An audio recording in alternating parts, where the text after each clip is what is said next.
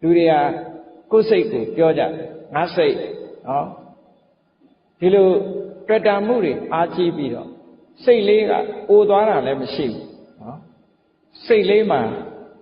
ရုပ်တရမရှိသည့်အတွက်ကြောင့်ခေါင်းဖြူတာလည်းမတွေ့ရသွားကျိုးတာလည်းမရှိဘူးဒါကြောင့်မို့လို့စိတ်ကလေးပေါ်မှာမငြင်းငွေ့ကြဘူးသို့တော့ဒီနှစ်ခုကိုရှင်ကြည့်လိုက်ရုပ်ခန္ဓာကိုယ်နဲ့စိတ်နဲ့ဒီနှစ်ခုကိုရှင်ကြည့်လိုက်မယ်ဆိုရင်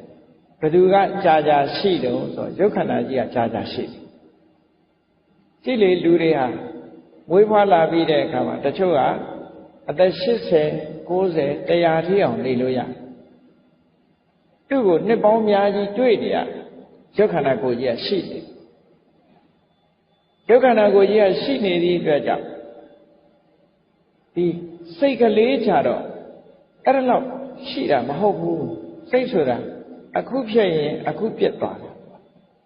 အခုဖြစ်ပြီးတော့အခုပြတ်သွားအဲ့တော့မြတ်စွာဘုရားကပြောတယ်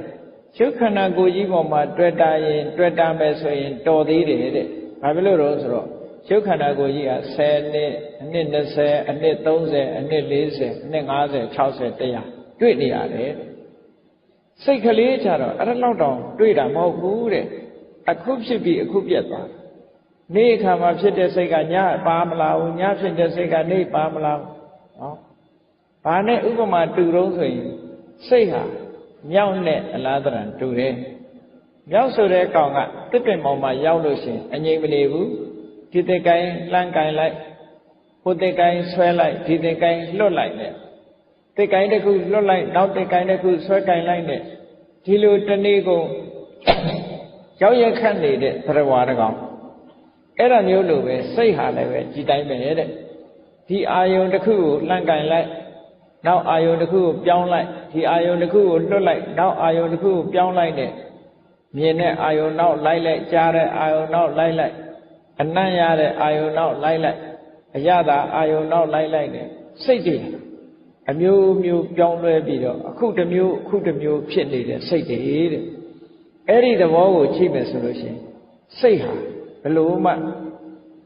ဒီကြာရှည်တဲ့အရာမဟုတ်သည့်အတွက်ကြောင့်စိတ်ကိုငါရဲ့အတ္တ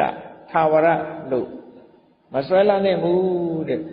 ဒီအချက်ကိုကြည့်မယ်ဆိုလို့ရှိရင်လုံးဝကိုဆွဲလန်းနိုင်တဲ့အရာမဟုတ်ဘူးလို့ဒီလိုဆင်ញင်သုံးသပ်မှုကိုပြောတာအဲ့ဒါလို့ရှင်းရှင်းလင်းလင်းကြီးမြင်လာအောင်မြတ်စွာဘုရားကဘာကိုနှလုံးသွင်းရမလဲစိတ်နဲ့ယုံနဲ့ကွဲကွဲပြားပြားသိလာပြီးတဲ့နောက်မှာအကြောင်းတရားတွေကိုဆင်ញင်သုံးသပ်ပေးဖို့ပဋိစ္စသမုပ္ပါဒ်ကိုမြတ်စွာဘုရားဆင်ញင်သုံးသပ်ပါတဲ့ဒါကဝိပဿနာကျင့်စဉ်တစ်ခုကိုကျင့်တဲ့အခါမှာသီလဝိသုဒ္ဓိစိတ်တဝိသုဒ္ဓိပြီးတဲ့အခါမှာယုံနဲ့နံကွဲတာကနာမရူပပရိစ္ဆေဒဒိဋ္ဌိဝိသုဒ္ဓိလို့ခေါ်တယ်ဒိဋ္ဌိဝိသုဒ္ဓိပြီးတဲ့အခါအကြောင်းတရားအကျိုးတရားကိုဆင်ញင်နိုင်တဲ့အကြောင်းတရားတွေကိုသိနိုင်တဲ့ပစ္စယပရိက္ခအဲ့ဒီညာရလာမှကင်္ခာဝိကရဏဝိသုဒ္ဓိလို့ဆိုတဲ့တန်တရားတွေကိုကင်းရှင်းသွားစေနိုင်တဲ့စင်ကြယ်မှုမျိုးရလာနိုင်အဲ့ဒါကိုရဖို့ရအတွက်ပဋိစ္စသမုပ္ပါဒ်ကိုဆင်ញင်စဉ်းစားပါတဲ့ကဲပဋိစ္စသမုပ္ပါဒ်ကိုဆင်ញင်စဉ်းစားတယ်ဆိုပဋိစ္စသမုပ္ပါဒ်ဆိုတာခက်တယ်တပည့်တော်တို့ဆင်ញင်စဉ်းစားဖို့အမှန်တမ်းခက်တယ်ဆိုလို့ရှိရင်ပဋိစ္စသမုပ္ပါဒ်ကိုအလွယ်တကူသဘောပေါက်နိုင်တဲ့နည်းလေးနဲ့မြတ်စွာဘုရားဟောထားတာရှိတယ်အကြောင်း၄ကြောင်းကိုအရင်မှတ်ရနော်ဣမသမိန်တတိဣရံဟောတိနံပါတ်1ကဒီအကြောင်းတရားရှိလို့ဒီအကျိုးတရားရှိဒါရှိလို့ဒါရှိတယ်ပေါ့တမန်ပြန်မယ်ဆိုရင်ဒါရှိနေဒါရှိကဲစဉ်းစားကြည့်တစ်ပင်ရှိနေလို့ရှိရင်တစ်ပင်ရိပ်ဆိုတာရှိတစ်ပင်ကိုခုတ်ပြလိုက်ရင်တစ်ပင်ရိပ်ဟာရှိပါအောင်မရှိဘူးတစ်ပင်ရှိနေရင်တစ်ပင်ရိပ်ရှိအခုကြည့်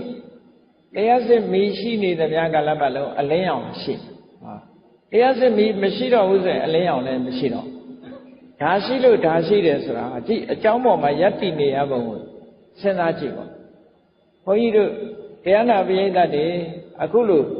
ငြိမ်ငြိမ်နဲ့ထိုင်နေနိုင်တာဘာဖြစ်လို့လဲအောက်ကချမ်းရှိလို့ချမ်းရှိဘူးဆိုရင် ကောင်းကင်မြေမှာထိုင်းနေလို့မှမရလေဒါရှိလို့ဒါရှိတယ်ဆိုတဲ့သဘောဟာဒါပရိစ္ဆေသမုပ္ပါဒ်ကိုတို့ချုပ်ပြောတဲ့ဟာအကြောင်းတရားရှိနေသည့်အတွက်ကြောင့်အကျိုးတရားရှိနေဣမတ္တဥပ္ပါဒာဣဒံဥပ္ပစ္စတိဒီအကြောင်းတရားဖြစ်ပေါ်နေခြင်းကြောင့်ဒီအကျိုးတရားဖြစ်ပေါ်နေဆိုပါတော့တရားစစ်မီးရှိနေခြင်းကြောင့်အလင်းရောင်ဟာဖြစ်ပေါ်နေတရားစစ်မီးဖြစ်လာခြင်းကြောင့်အလင်းရောင်ဟာဖြစ်ပေါ်နေတယ်ဣမတ္တမိန်အတ္တိဣဒံသာဟောတိဒါမရှိတော့ရင်ဟိုဟာလည်းမရှိတော့တရားစစ်မီးမရှိတော့ရင်အလင်းဆိုတာမရှိတော့နေမရှိတော့ရင်အလင်းဆိုတာမရှိတော့ဟောဒီလိုဆိုလို့ဣမတ္တနိရောဓဣဒံနိရောဓတိဒါချုပ်သွားလို့ရှိရင်ဟိုဟာလည်းချုပ်ဟောတရားစစ်မီးပြတ်တောက်သွားတယ်ဆိုရင်အလင်းရောင်မှပြတ်တောက်သွားတယ်ဒီသဘောကိုပြောတာနော်အကြောင်းနဲ့အကျိုးဆိုတာတစ်ခုနဲ့တစ်ခုဆက်ဆက်ပြီးတော့မိတွဲနေရတဲ့သဘောကိုပြောပြတယ်ပရိစ္ဆေသမုပ္ပါဒ်ဆိုတာချင်းညို့အဖြစ်ဒါပဲဒီအကြောင်း၄ခုနဲ့ပြောတာနော်အဲ့တော့ကိုယ့်ကိုယ်ဆင်ញင်စဉ်းစားကြည့်ဖို့ပရိစ္ဆေသမုပ္ပါဒ်နဲ့ဆင်ញင်စဉ်းစားကြည့်ဖို့မြတ်စွာဘုရားဒီလိုဟောတာပရိစ္ဆေသမုပ္ပါဒ်အပြည့်စုံအလုံးကိုသိနေတာအဝိဇ္ဇာပစ္စယသင်္ခါရသင်္ခါရပစ္စယဝိညာဏအဖြစ်ဘက်ကတည်းအချုပ်ဘက်ကကြည့်တဲ့အခါကျတော့အဝိဇ္ဇာချုပ်ငိမ့်သွားလို့ရှိရင်သင်္ခါရချုပ်ငိမ့်သွားတယ်ဆိုချုပ်ဘက်ကနေပြောတာဒါရှိလို့ဒါဖြစ်လို့ဟိုဟာဖြစ်ရတယ်ဆိုတာအဖြစ်ဘက်ကဒါမရှိတော့ရင်ဟိုဟာမရှိတော့ဘူးဆိုတာချုပ်ပဲနော်ကဲပရိစ္ဆေသမုပ္ပါဒ်ကိုအရာစကားနဲ့နားလည်အောင်ရှုမြင်သုံးသပ်တတ်ဖို့ပြောရမယ်ဆိုလို့ရှိရင်အဝိဇ္ဇာဆိုတာဘာလဲလို့ဆိုစာလို့ပြီလို့ပြောနေရင်ခက်နေမဆုံးတော့မခက်အောင်ဘယ်လိုပြောမလဲဆိုရင်လုံးတဲ့နာနဲ့မလုံးတဲ့နာမသိတာအဝိဇ္ဇာနော်ဘဝမှာကိုယ့်ကိုယ်များလုံးတဲ့နာကိုလုံးတဲ့တယ်လို့မလုံးတဲ့နာကိုမလုံးတဲ့ဘူးလို့ဒီလိုသိတယ်လို့မအောင်မိတ်နော်လုံးတဲ့နာနဲ့မလုံးတဲ့နာကိုမသိဘူးမသိသည့်အတွက်ကြောင့်မလုံးတဲ့နာကိုလုံးတဲ့တယ်လို့ထင်တယ်လုံးတဲ့နာကြတော့မလုံးတဲ့ဘူးလို့ထင်တယ်ထင်သည့်အတွက်ကြောင့်လုံးတဲ့နာကိုမလုံးဖဲနေတယ်မလုံးတဲ့နာကြတော့လုံးပြီးတယ်ဆိုတာဖြစ်တယ်ပေါ့အဲ့ဒါဟာဘာလို့ဆိုအဝိဇ္ဇာစာလို့ပြောမယ်ဆိုရင်အမှန်တရား၄ခုကိုမသိတာအဝိဇ္ဇာဒုက္ခကိုမသိဘူးဒုက္ခဖြစ်ကြောင်းတရားကိုမသိဘူးဒုက္ခချုပ်ငြိမ်းမှုကိုမသိဘူးဒုက္ခချုပ်ငြိမ်းရာနိလန်းကိုမသိဘူးဆိုတာဒါမသိခြင်း၄ခုဒါကသိပညာရှုထောင့်ကနေပြောမယ်ဆိုရင်လူတယောက်ယောဂဖြစ်ယောဂကိုမသိဘူးဒုက္ခကိုမသိတာနဲ့ယောဂမသိတာအတူတူပဲဒီယောဂဘာကြောင့်ဖြစ်တယ်လို့မသိတာနဲ့ဒုက္ခသမုဒယကိုမသိတာအတူတူပဲဒီယောဂပျောက်မှုကိုမသိတာဒုက္ခនិရောဓမသိတာနဲ့အတူတူပဲပျောက်မဲ့ဆေးဝါးနိလန်းကိုမသိတာဒုက္ခនិရောဓဂါမိနိမသိတာနဲ့အတူတူပဲဒီလိုဆိုလိုတာနော်အင်တာမမြတ်စွာဘုရားဟောတဲ့တရားဟာလူသားတွေအတွက်အင်တာမရိုးရှင်းတယ်သို့တော့မြင်ဖို့ခက်တယ်ဘာဖြစ်လို့မမြင်လဲလို့ဆိုရင်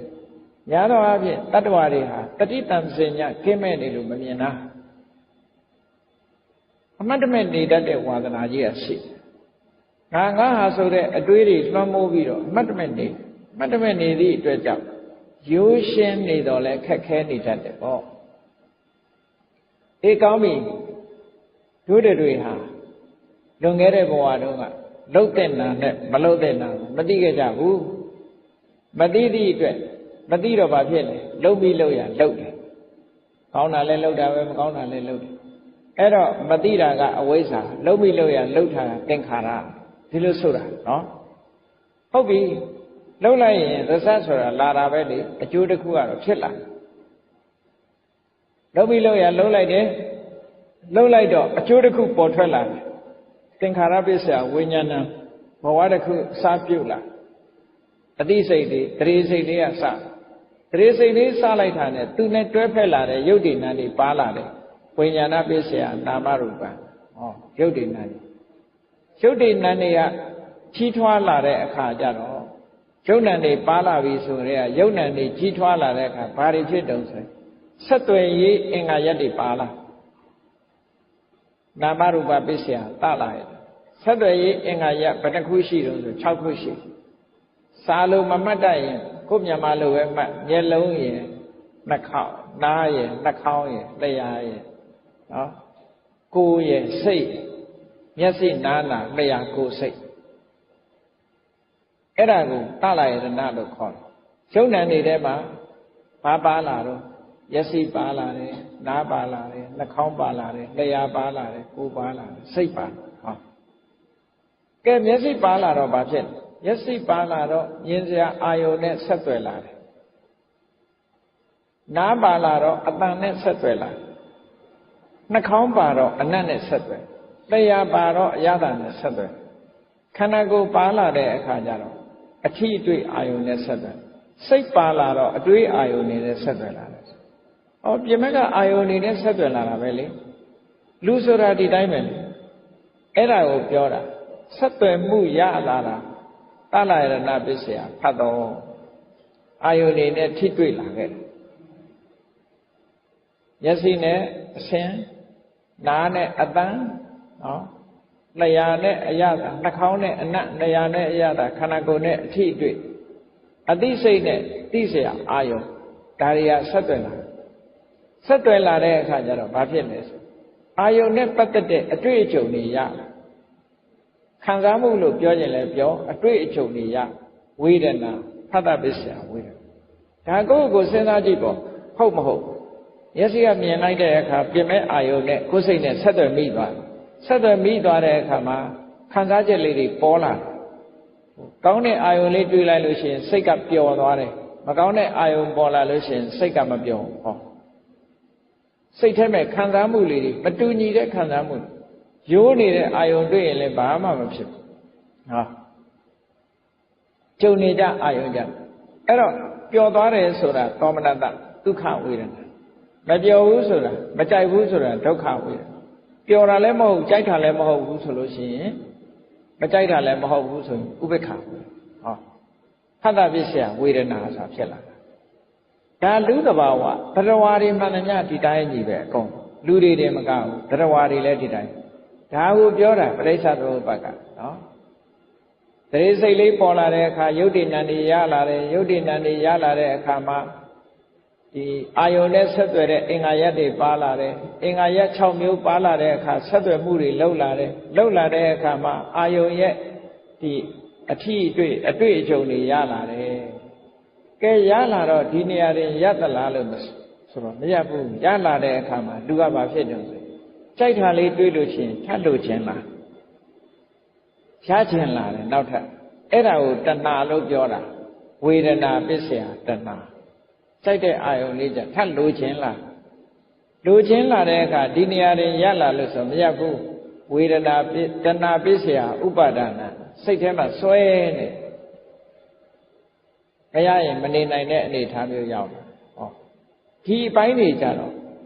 ဒီတရားတွေမှာဒီဖတ်တာပစ္စယဝေဒနာဆိုတဲ့အဆင့်ကလေးတွေမရနိုင်တော့ပဲနဲ့ဝေဒနာပစ္စယကနေတဏှာထိအောင်ကူးသွားတယ်တဏှာကနေဥပါဒံထိအောင်ကူးသွားတော့ဘာဖြစ်ပြန်တော့ဆိုဥပါဒနာပစ္စယဘဝတဲ့ဖြစ်မှုဆိုတဲ့ကံတရားတွေနဲ့ခန္ဓာတွေကံကြောင့်ပေးတဲ့ခန္ဓာတွေကိုရရှိလာပြန်တယ်ပေါ့ဆွလတ်မှုကိုအကြောင်းပြုပြီးတော့လူတွေဟာအကောင်းအဆိုးတွေပြန်လှုပ်လာကြတယ်အဲ့ဒီလှုပ်လာတာကိုပဲကမ္မဘဝလို့ပြောတာ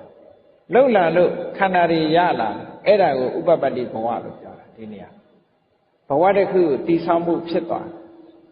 ဘဝတစ်ခုတည်ဆောက်လာတဲ့အခါဘာဖြစ်တုံးဆိုဘဝပစ္စယဇာတိမွေးဖွားခြင်းဆိုတာထပ်လာပြန်မွေးဖွားခြင်းလာရင်ဘာဖြစ်တယ်ဇာတိပစ္စယစရာမရဏအိုခြင်းနဲ့တေခြင်းဆိုတာရှောင်လွဲလို့မရဘူးဒါပရိစ္ဆသမုပ္ပါပဲလေဒီလိုစဉ်းကျင်စဉ်းစားတတ်လို့ရှိရင်ဒါအကြောင်းနဲ့အကျိုးဒါရှိလို့ဟွာရှိအမှန်မသိလို့လုံးပြီးလုံးရလုံးတယ်ဟောအမှန်မသိခြင်းရှိနေသေးသမျှကာလပတ်လုံးလုံးပြီးလုံးရလုံးတာတွေလုံးနေအောင်မှာဆိုလိုတာကအဝိဇ္ဇာရှိနေသမျှသင်္ခါရရှိနေမှာပဲလို့ဒီလိုပြောတာစာလို့ပြောတော့အဲ့လိုပြောတာအရာပြောမယ်ဆိုရင်အမှန်မသိလို့လုံးပြီးလုံးရလုံးတယ်မသိလို့လုံးပြီးလုံးရလုံးတယ်အဲ့တော့မသိတာရှိနေသမျှလုံးပြီးလုံးရလုံးတာတွေလုံးနေမှာပဲ လုံးပြီးလို့ရလုံးနေသမျှကာလပတ်လုံးဘဝဆိုတာဖြစ်လာ